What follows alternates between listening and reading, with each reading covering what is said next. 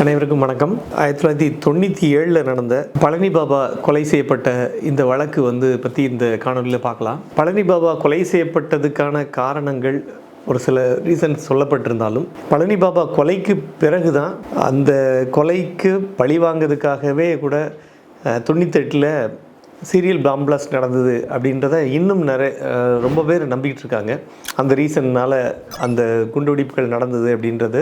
இந்த பழனி பாபா ஆக்சுவலாக இவர் 1950 நவம்பர் 14 இவர் பிறக்கிறாரு. ஃபேமிலி வைஸ் பார்த்திங்கன்னா ரொம்ப ரொம்ப அதாவது இவங்க ஃபேமிலியில் நல்ல பணக்கார ஃபேமிலி. அவர் பின்னால் ஒரு பெரிய ஒரு சோஷியல் ரிஃபார்மராக வருவார் அப்படின்னு யாருமே எதிர்பார்க்கல. ஈவன் அவங்க ஃபேமிலியும் எதிர்பார்க்கல. அவங்க எதிர்பார்த்ததெல்லாம் அவங்க அப்பா ஒரு முகமது அலி அப்படின்னு சொல்லக்கூடிய அவர் குன்னூரில் காஃபி கொட்டை ரொம்ப நிறைய தோட்டங்கள் வச்சுருக்கிறாரு. அந்த வழியில் அவர் பின்பற்றி அவர் ஏதோ ஒரு பிஸ்னஸ்மேன் ஆவார் அப்படின்னு எதிர்பார்த்துட்டு இருந்தாங்க. ஆனால் அவருக்கு இந்த மாதிரி அவரோட லைஃப் ரொம்ப ஒரு பெரிய ஆரேட்டராக ஒரு பொலிட்டீஷியனாக மாறணும் அப்படின்றது ஒரு பெரிய கனவாகி, அதே மாதிரி ஒரு முஸ்லீம் செயற்பாட்டாளராக மாறினதுக்கு காரணங்களும் நிறைய இருக்குது. அவரோட லைஃப்பில் சந்தித்த விஷயங்கள் தான் அவர் அப்படி மாற்றிச்சு, அவரை மோல்டு பண்ணிச்சு. அந்த மாதிரி அம்மா கதீஜா பீவி அப்படின்னு சொல்லி அவங்க. ஸோ நான் ஏற்கனவே சொன்ன மாதிரி அவங்க அப்பா ராவுத்தர், அவர் முகமது அலி அப்படின்றவர் காஃபி கொட்டை, குன்னூரில் இருக்கக்கூடிய ஒரு காஃபி கொட்டை ஒரு பெரிய தோட்டத்துக்கு ஓனராக இருக்கிறாரு.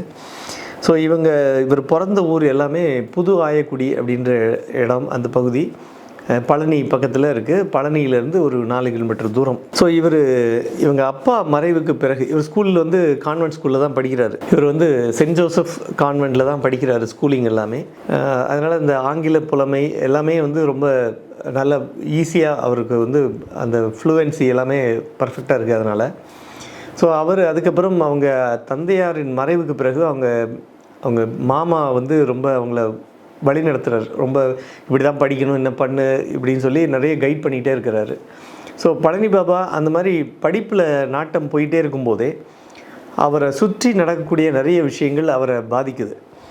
குறிப்பாக முஸ்லீம் பெண்கள் அவங்க கல்யாணத்துக்கு ஆக்சுவலாக அவங்க இதுபடி குரானோட இதை முழுமையாக தெரிஞ்சு அதை ஃபாலோ பண்ணுறவங்க நிறைய பேர் அந்த மாதிரி அவங்க டௌரியை வாங்க மாட்டாங்க. ஆனால் இது வரதட்சணைன்றது நிறைய பேர் வாங்க ஆரம்பிக்கிறத பார்த்து அவர் கொந்தளிச்சு கேட்குறாரு. நிறைய பேர் வட்டிக்கு விட்டு சம்பாதிக்க ஆரம்பித்ததெல்லாம் இவர் ஸ்ட்ராங்காக அப்ஜெக்ட் பண்ணார். ஸோ இவருக்கு அந்த கல்லூரி படிப்பு வந்துக்கிட்டே இருக்கும்போதே, கல்லூரியில் படிக்கும்போதே அவரை சுற்றி நடக்கக்கூடிய நிறைய விஷயங்கள் அவரை பாதிக்க ஆரம்பிக்குது.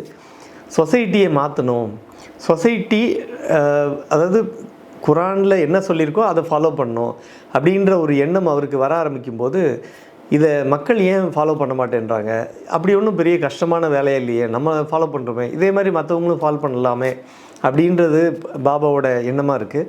அதனால் அவர் என்ன பண்ண ஆரம்பிக்கிறாருன்னா, நிறைய ஸ்பீச்சஸ் கொடுக்க ஆரம்பிக்கிறார். அவர் நிறைய விஷயங்களை பற்றி ஓப்பனாக பேச ஆரம்பிக்கும்போது அந்த தகவல்கள் எல்லாமே நிறைய பேருக்கு ரீச் ஆகுது. ஒரு தரப்பினர் ரொம்ப ஆர்த்தடாக்ஸாக பேசுகிறாரு, ரொம்ப பழமைவாதியாக இருக்கார் அப்படின்ற ஒரு விஷயம் பேசப்பட்டாலும், அவர் சொல்லக்கூடிய தகவல்கள், அவரே ஓப்பனாக மேடையில் பேசக்கூடிய தகவல்கள் என்ன அப்படின்னா, என்ன பழமைவாதின்னு சொல்லிட்டு போ, அது பிரச்சனை கிடையாது. ஆனால் நான் குரானில் என்ன சொல்லியிருக்கோ, வேதத்தில் என்ன சொல்லியிருக்கோ அதை தான் நான் மக்களுக்கு போதனை பண்ணணும்னு நினைக்கிறேன். அதை மக்களுக்கு புரிகிற மாதிரி எளிய வகையில் நான் எக்ஸ்பிளைன் பண்ணுறேன். அதுக்காக தான் இந்த விஷயத்தெல்லாம் நான் பண்ணிகிட்ருக்கேன், இந்த மாதிரி ப்ரீச்சிங்ஸ் பண்ணுறேன் அப்படின்னு சொல்லி அவரே சொல்லியிருக்காரு. ஸோ அந்த மாதிரி அவர் கல்லூரி படிப்பு முடித்த பண்ணவே இவருக்குன்னு இதுக்கு ஒரு அமைப்பு தேவை. அதாவது இந்த மாதிரி ஒரு சில விஷயங்கள், ஏன்னா முஸ்லீம்களை நசுக்கப்படுறாங்க, அவங்களுக்கு சரியான அங்கீகாரம் கிடைக்கல, அவங்களோட கடைகள் டார்கெட் பண்ணப்படுது.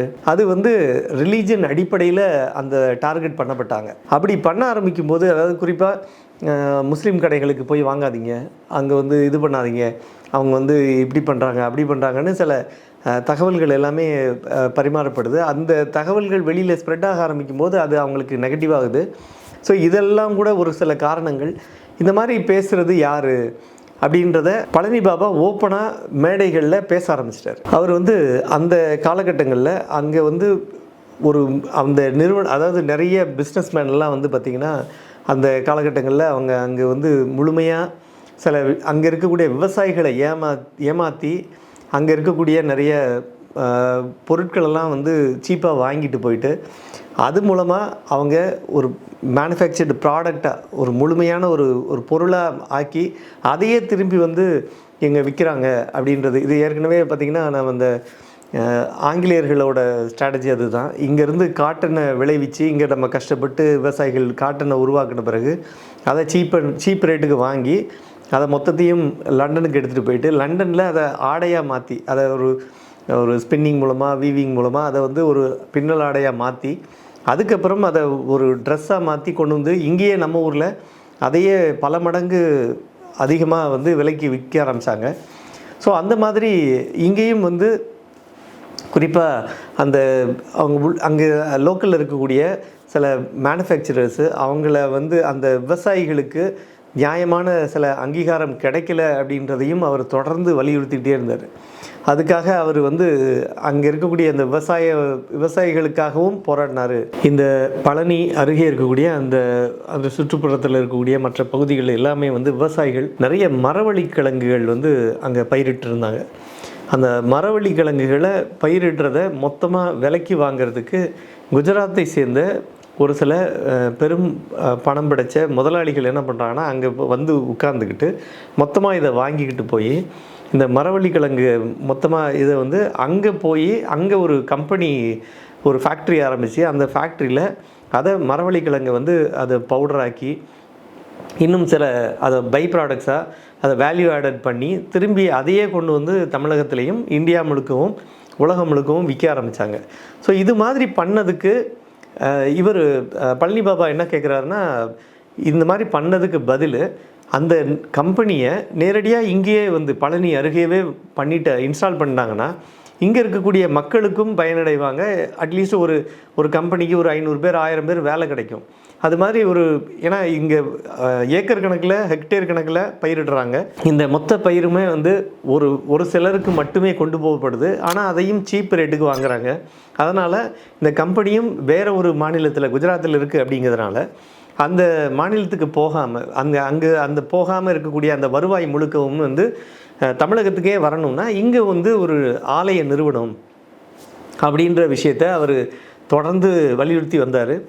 இவரோட ஆரம்ப காலத்தில் எம்ஜிஆரோட நல்ல டேர்ம்ஸ் இருந்தது இவர் பழனி பாபாவுக்கு. குறிப்பாக வந்து அப்போ ஆரம்ப காலகட்டங்களில் அவர் எம்ஜிஆர் வந்து கட்சியிலேருந்து பிரிஞ்சு பொருளாளராக வந்து கேள்வி கேட்டு அதுக்கப்புறம் அவர் தனி கட்சி ஆரம்பித்தது. அப்படி வரும்போது மக்கள்கிட்ட வந்து தொடர்ந்து நேரடியாக ஒவ்வொரு மாவட்டங்களுக்கும் போய் அங்கே வந்து என்ன உங்களுக்கோட குறைகள் இருக்குது அப்படின்னு கேட்டு தெரிஞ்சு அது மூலமாக நிறைய விஷயங்களை அவர் இம்ப்ளிமெண்ட் பண்ண ட்ரை பண்ணுறாரு. குறிப்பாக வந்து இப்போ பார்த்திங்கன்னா ஜெயலலிதாலாம் போகும்போது ஏதாவது பிரச்சாரம் போகிறாங்கன்னா அந்தந்த பகுதிக்கு தகுந்த மாதிரி என்ன பண்ணுவாங்கன்னா ஒவ்வொரு சில அந்த ஸ்பீச்சஸில் கொஞ்சம் மாடிஃபை பண்ணி பேசுவாங்க. இப்போ வந்து திருச்சிக்கு போகிறாங்கன்னா அங்கே என்ன தேவை, அந்த மக்களுக்கு என்ன அப்போது இருக்கக்கூடிய தேவைகள் என்னன்றதை அதை ஃபுல்ஃபில் பண்ணுற மாதிரி அவங்களோட எலெக்ஷனில் பேசும்போதோ அந்த தேர்தல் அந்த பொதுக்கூட்டங்களில் பேசும்போதோ அவங்க அந்த மாதிரி ஸ்பீச்சஸை ஆட் பண்ணுவாங்க. அது மாதிரி பேசுகிறதுக்காக இவர் எம்ஜிஆர் அவர்களும் தொடர்ந்து நிறைய பேர்கிட்ட பேசுகிறாரு. பழனி பாபாவோடையும் பேசுகிறாரு. பேசும்போது அவர் இந்த மரவள்ளி கிழங்கு அந்த விவசாயிகளுக்கு கோரிக்கையாக இந்த மாதிரி ஒரு ஆலையை இங்கே நிறுவனம், இங்கே இருக்கக்கூடிய மொத்த மூலப்பொருட்கள்லாம் எடுத்துகிட்டு போயிட்டு அங்கே கம்பெனி ரன் பண்ணுறது நமக்கு வருவாய் இழப்பு அப்படின்ற விஷயங்களை புள்ளி விவரத்தோடு எடுத்துக்கொண்டு போய் காட்டுறாரு.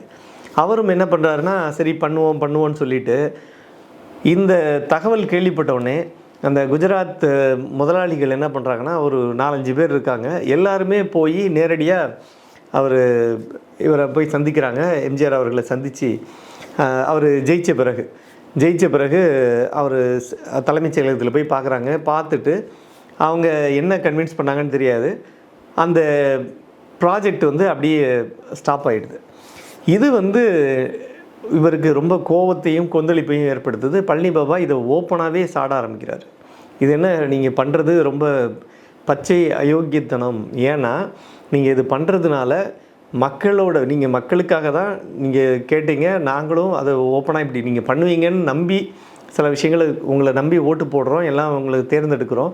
ஆனால் இப்போ நீங்கள் என்ன பண்ணுறீங்கன்னா அந்த பணம் படைத்த முதலாளிகளை கூப்பிட்டு பேசி இதை கன்வின்ஸ் ஆகி அந்த கம்பெனியை இங்கே கொண்டு வராமல் தடுக்கிறதுக்கான முயற்சிகளில் அவங்க ஈடுபடுறாங்க. அதுக்கு நீங்கள் உடந்தையாறீங்க அப்படின்ற விஷயத்தையும் அவங்க தெளிவாக வெளியில் சொல்ல ஆரம்பிக்கிறாங்க. இப்படி இது பண்ணது மூலமாக இவர் நேரடியாக அந்த அவரோட மேடை பேச்சுகள்லாம் வந்து அவர் பழனி பாபா நேரடியாக எம்ஜிஆரை தாக்கி பேச ஆரம்பிக்கிறார்.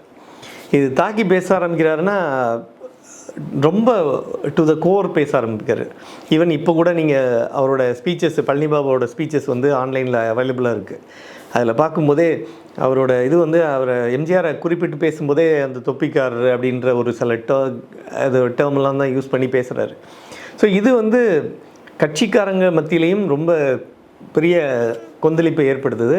அவர் ஒரு கட்டத்துக்கு மேலே என்ன ஆகுதுன்னா, செக்ரட்டரியேட் பக்கமே இவர் வரக்கூடாது, சென்ட் ஃபோர்ட் ஜார்ஜுக்கு அவங்கள வந்து இவர் பழனி பாபா நேரில் அங்கே வந்து அவரை உள்ளே வரக்கூடாதுன்னு அவருக்கு தடை விதிக்கப்படுது.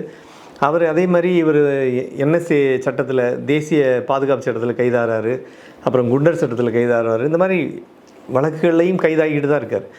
இது ஒரு பக்கம் போயிட்டே இருந்தாலும் இவரோட பணி வந்து விடவே இல்லை. இவர் பழனி பாபாவை பொறுத்த வரைக்கும் அவரோட அந்த இலக்கியத்திலையும் அவர் கொண்ட ஈடுபாடு ப்ளஸ் மக்களுக்கு நல்ல விஷயங்களை கொண்டு போய் சேர்க்கணுன்றதுலேயும் அந்த உள்ள ஈடுபாடை அவர் நிறுத்தவே இல்லை. தொடர்ந்து பல நாடுகளுக்கு ட்ராவல் பண்ணுறாரு. சிங்கப்பூர், மலேசியா, இது மாதிரி மிடில் ஈஸ்ட் கண்ட்ரீஸு, இது மாதிரி மற்ற நாடுகளுக்கும் ட்ராவல் பண்ணி இவரோட ப்ரீச்சர்ஸை வந்து தொடர்ந்து பண்ணிக்கிட்டே இருக்கார். அவர் அதில் நிறுத்தவே இல்லை. அது தொடர்ந்து இவர் பண்ண ஆரம்பிக்கும்போது இவரோட பாப்புலாரிட்டி நல்ல இன்க்ரீஸ் ஆகுது. ஒரு கட்டத்துக்கு மேலே இவரோட ஸ்பீச்சோட ஒரு சாராம்சம் வந்து எப்படி இருக்குன்னா, ஆரம்பத்தில் அப்படி மக்களுக்கு என்டர்டெய்னிங்காக ஒரு ஆரம்பிப்பார். அதுக்கப்புறம் அந்த என்டர்டெயின்மெண்ட் போயிட்டே இருக்கும்போதே அதுக்கப்புறம் ஒரு படி மேலே திடீர்னு இந்த மாதிரி அரசியல் சாடல்கள், இவங்க சரியில்லை அவங்க சரியில்லைன்ற விஷயங்கள் எல்லாமே வந்து முன்வைக்கப்பட்டுக்கிட்டே வரும். கடைசி ஒரு 2 நிமிஷம் வந்து அந்த கிளைமேக்ஸ் மாதிரி அவர் போகிற அந்த ஸ்பீடில் எல்லாரும் எழுந்துன்னு கைத்தட்டுற அளவுக்கு அவரோட ஸ்பீச் ஃபினிஷிங் டச் இருக்கும். ஸோ அந்த அளவுக்கு அவர் வந்து மக்களுக்கு வந்து கவர்ற அளவுக்கு அவரோட ஸ்பீச்சஸை பர்ஃபெக்டாக சில விஷயங்கள் பண்ண ஆரம்பிக்கிறாரு. ஸோ இது மூலமாக அவர் பழனி பாபாவுக்கு உண்டான அந்த அவரை ஃபாலோ பண்ணக்கூடிய அந்த அவங்க முஸ்லீம் சகோதரர்கள் நிறைய பேர் வந்து இது அவரை தொடர்ந்து ஃபாலோ பண்ண ஆரம்பிக்கிறாங்க. அவரும் என்ன பண்ணுறாருன்னா, இப்போ நம்ம இப்படி தனியாக இருந்தோன்னா நம்மளை ஈஸியாக டார்கெட் பண்ணுறாங்க, இதனால் நமக்குன்னு ஏதாவது முஸ்லீம் சகோதரர்களுக்காக அவங்களோட விஷயங்களை வெளி உலகுக்கு தெளிவுபடுத்துறதுக்கும், அதே மாதிரி அரசோட கவனத்துக்கு எடுத்துகிட்டு போகிறதுக்கும் நமக்கு தனியாக ஒரு அமைப்பு வேணும் அப்படின்னு சொல்லிட்டு அவர் ஆரம்பித்தது தான் ஜிகாத் கமிட்டி. அதோட ஃபவுண்டிங் பிரசிடெண்ட் தான் பழனி பாபா. அந்த ஜிகாத் கமிட்டியை 1993 அப்போது சேத்துப்பட்டில் நடந்த 11 பேர் குண்டுவெடிப்பு சம்பவத்தில், அந்த சென்னை சேத்துப்பட்டில் நடந்த இந்த பில்டிங் மொத்தமும் தரைமட்டமாகுது சேத்துப்பட்டில், அதில் 11 பேர் இறந்து போனாங்க. அந்த சம்பவத்தில் ஜிகாத் கமிட்டி மேலே அது முக்கிய குற்றச்சாட்டு வைக்கப்பட்டது. அவங்களோட அமைப்பினர் தான் வந்து இதை பாம்பிளாஸ்ட் பண்ணாங்க அப்படின்னு சொல்லி. அதே மாதிரி 98 வந்து பாம்பிளாஸ்ட் ஆன பிறகு, இவர் பழனி பாபா இறப்புக்கு பிறகு அல்லுமாவும் ஜிகாத் கமிட்டியையும் இம்மீடியட்டாக பேன் பண்ணாங்க. பேன் பண்ண உடனே இந்த அமைப்பினர் இதில் இருந்த எல்லாருமே வந்து இயங்க முடியாத ஒரு சூழல் ஏற்பட்டு அதுக்கப்புறம் ஒரு புது அமைப்புகள் உருவாக ஆரம்பிச்சிது அதுக்கப்புறம் கூட. ஸோ இவர் பழனி பாபாவை பொறுத்த வரைக்கும் அவரோட ஆக்டிவிட்டீஸை ஒரு குறிப்பிட்ட வரையறைக்குள்ளே அவர் சுருக்கிக்கவே இல்லை.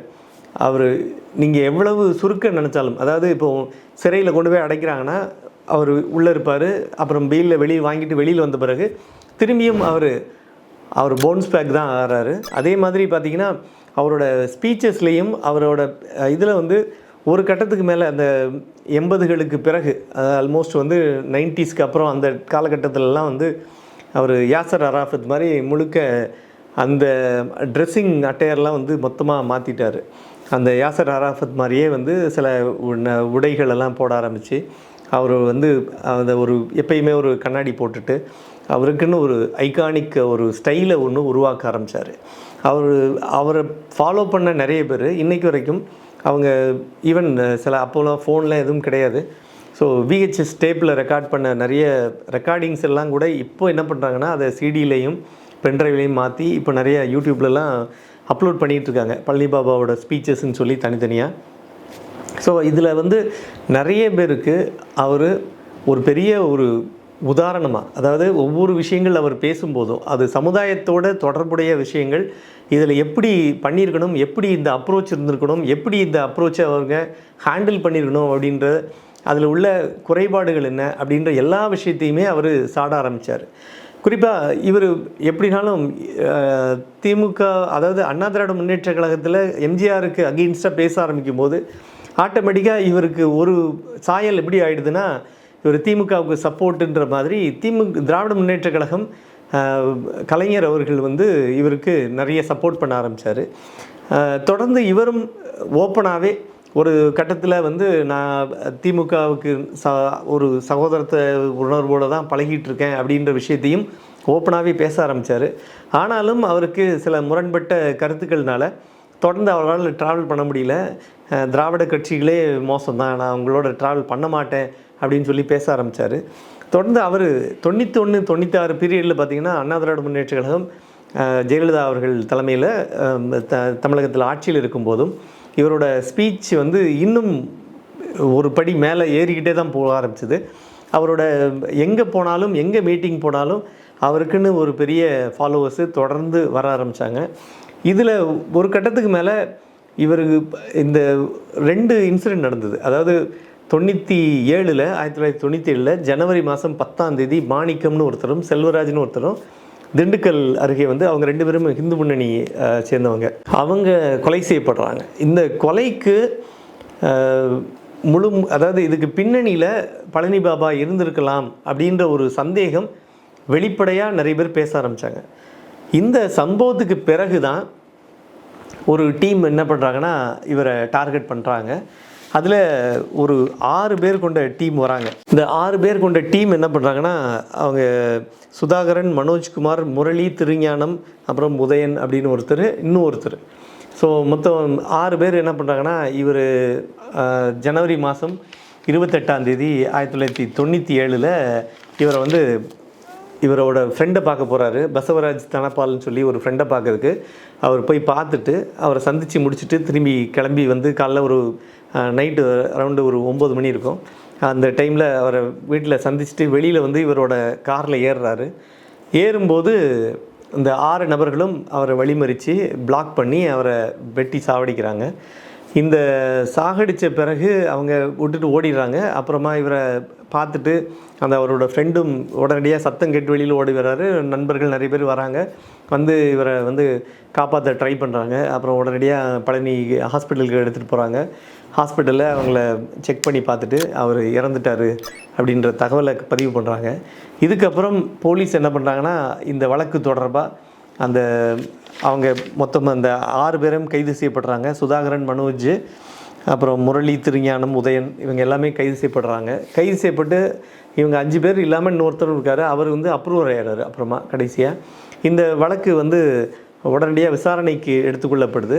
விசாரணை இமீடியட்டாக இது ரொம்ப சீரியஸான கேஸு அப்படிங்கிறதுனால இந்த வழக்கோட விசாரணையை உடனடியாக தீவிரப்படுத்துகிறாங்க. அப்புறம் இந்த டிஜிபியும் அப்போ லோக்கலில் அங்கே இருந்த ஐஜி அப்புறம் எஸ்பிஸ் எல்லாருமே வந்து இந்த வழக்கோட தன்மையை அதில் இவங்க எல்லாருமே ஆர்எஸ்எஸ் சிம்பத்தைசர்ஸ் அப்படின்ற, ஆர்எஸ்எஸில் இல்லை அப்படின்னாலும் ஆர்எஸ்எஸ் சிம்பத்தைசர்ஸ் இவங்க வந்து ரொம்ப எல்லாரையும் கொச்சையாக பேசுகிறாங்க, ரொம்ப அவமானப்படுத்தி பேசுகிறாங்கன்ற காரணத்தினால தான் இந்த கொலை பண்ணோம் அப்படின்னு சொல்லி அவங்க எல்லாமே கன்ஃபெஷன் கொடுக்குறாங்க. அந்த கன்ஃபெஷன் அடிப்படையில் இவங்க எல்லாம் கைது செய்யப்பட்டு அப்புறமா அதில் ஒன் ஆஃப் த அக்யூஸ்டு வந்து அந்த ஒரு நபர் வந்து அவங்கள அப்ரூவராக மாறினதுனால அவர் வந்து இவங்க என்னென்ன இது பண்ணாங்க, எப்படி இந்த மர்டரை எக்ஸிக்யூட் பண்ணணுன்னு பிளான் பண்ணாங்கன்ற எல்லா விஷயத்தையும் அவர் எக்ஸ்போஸ் பண்ணுறாரு. 164 ஸ்டேட்மெண்ட்டு அவர் வந்து மேஜிஸ்ட்ரேட் முன்னாடி ரெக்கார்ட் பண்ணுறாங்க. அது கொடுத்த பிறகு அவரை அப்ரூவராக ட்ரீட் பண்ணிவிட்டு மற்ற 5 பேருக்கும் இந்த வழக்கில் வந்து தண்டனை வழங்கப்படுது. லைஃப் சென்டென்ஸ் கொடுக்குறாங்க இந்த 5 பேருக்குமே. அந்த உதயன், மனோஜ்குமார், அப்புறம் இவர் சுதாகரன், திருஞானம், இவங்க முரளி எல்லாத்துக்கும் கொடுக்கப்படுது. இதில் அந்த ஒரு நபர் மட்டும் அப்ரூவர் ஆனவர் மட்டும் விடுதலை பண்ணிடுறாங்க. இதுக்கு அகெயின்ஸ்டாக வந்து அந்த இவங்க மொத்த பேரும் இந்த 5 பேரும் வந்து அப்பீலுக்கு போகிறாங்க. அப்பீலுக்கு போகும்போது இந்த சம்பவம் வந்து உடனடியாக அதில் தீவிரமாக ஏதாவது நடவடிக்கை எடுக்கணும் அப்படின்னு யோசிக்கிறாங்க. அதில் வந்து 2018 ஜனவரி மாதம் 24 2018 இந்த வழக்கு விசாரணை திரும்பி அவங்களுக்கு கோர்ட்டுக்கு போகுது.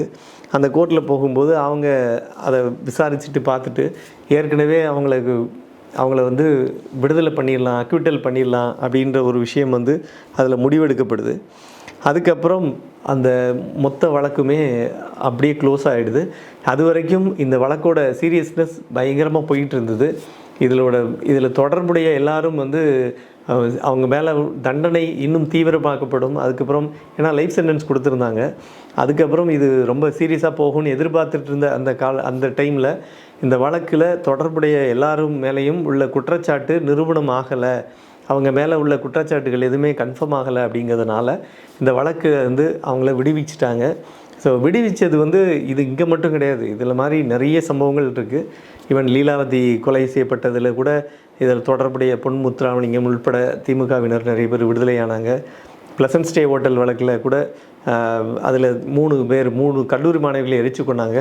அந்த எரிச்சு கொண்ட வழக்கிலையும் தொடர்புடைய அண்ணா திராவிட முன்னேற்ற கழகத்தினர் எல்லாரும் வந்து விடுவிக்கப்பட்டாங்க. அதே மாதிரி பில்கிஸ் பானு கேஸில் பார்த்திங்கன்னா கூட அதுலேயும் அந்த பெண்ணையும் அவங்க ஃபேமிலி மெம்பர்ஸு அவங்களெல்லாம் வந்து எரிச்சு கொன்று இவங்கள பலவந்தப்படுத்தி இதெல்லாம் கொலை பண்ண அவங்கள வந்து அவங்களோட ரிலேட்டிவ்ஸ்லேருந்து எல்லாரையும் சாவடித்தாங்க. அந்த வழக்கில் தொடர்புடைய எல்லாரையுமே வந்து அக்விட்டல் பண்ணியிருக்காங்க. இது மாதிரி எல்லாருமே பார்த்திங்கன்னா ஒரு லார்ஜர் பெர்ஸ்பெக்டிவ்காக போராடுறோம் அப்படின்ற ஒரு போர்வையில் இண்டிவிஜுவல் பீப்புள்ஸோட அவங்களோட உணர்வுகளை மதிக்காமல் அவங்களுக்கு அகெயின்ஸ்டாக சில விஷயங்கள் நடந்துகிட்டு தான் இருக்குது, இப்போ வரைக்கும் நடந்துகிட்டு தான் இருக்குது. அது ஏதாவது ஒரு காரணம் சொல்லி ஏதோ ஒரு ரீசனை சொல்லி அவங்க முடிஞ்ச வரைக்கும் தள்ளி போடுறதோ இந்த மாதிரி விஷயங்கள் தொடர்ந்து நடந்துக்கிட்டு தான் இருக்குது.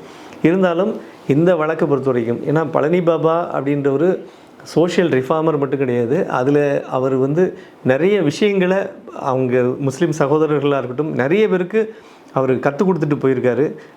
அவங்கள ஃபாலோ பண்ணிக்கிட்டு இருக்க பழனி பாபாவை ஃபாலோ பண்ணக்கூடிய நிறைய பேர் சொல்லக்கூடிய தகவல்களும் இதுவாக தான் இருக்குது.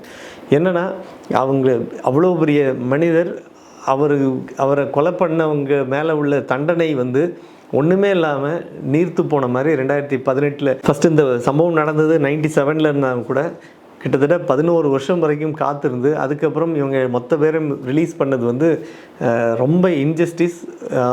இது ரொம்ப அநீதியான ஒரு விஷயம் இவங்களுக்கு பழனி பாபாவுக்கு கொடுக்கப்பட்ட இந்த விஷயத்தை அப்படின்னு சொல்லி நிறைய பேர் ஓப்பனாகவே ஸ்டேட்மெண்ட்டே கொடுத்துக்கிட்டு இருந்தாங்க. பழனி பாபா வந்து கடைசியாக அவர் இறந்த பிறகு அவங்க எங்கே கொண்டு போய் புதைக்கிறது அப்படின்றது ஒரு சின்ன ஒரு தயக்கம் ஒவ்வொருத்தருக்குள்ளே வேறு கருத்துக்கள் இருந்தது. அப்படி வரும்போது அவர் ஆயக்குடி பக்கத்தில் இவரோட சொந்த ஊர் பக்கத்துலேயே இருக்கக்கூடிய ஐடிஓ ஸ்கூல்னு ஒரு ஸ்கூல் இருக்குது. அந்த ஸ்கூலில் பக்கத்தில் அங்கே இருக்கக்கூடிய ஒரு சமாதியில் இவர் அங்கே புதைச்சி வைங்க அப்படின்னு சொல்லி ஏற்கனவே அவர் தகவல் சொல்லியிருந்ததுனால அங்கே கொண்டு போய் புதைச்சி வச்சுருக்காங்க. இன்றைக்கும் அது ஒரு சின்ன ஒரு சமாதி அவரோடது அங்கே தான் இருக்குது. நிறைய பேர் அந்த பக்கம் போகிறவங்க கூட அதை பார்த்துட்டு போகிறாங்க. பழனி பாபாவோட அவர் மறைந்திருந்தாலும் அவர் புதைக்கப்பட்டிருந்தாலும் அவர் இன்னும் விதைக்கப்பட்டிருக்காருன்னு தான் நிறைய பேர் பேசிக்கிறாங்க. ஏன் அப்படின்னா அவரோட கருத்துக்கள் இன்றைக்கு வரைக்கும் வந்து அவர் பொதுவெளியில் பேசினதாக இருக்கட்டும் அது எல்லாமே இன்றைக்கும் யூடியூப்லேயும் நிறைய ஷார்ட்ஸாகவும் எல்லா பக்கமும் ஸ்ப்ரெட் ஆகி எல்லாரும் பார்த்துட்டு இருக்கிறதுக்கு காரணம் வந்து இன்றளவும் நீங்கள் அவரோட ஸ்பீச்சஸை நிறைய நீங்கள் ரிலேட் பண்ணி பார்க்க முடியும்.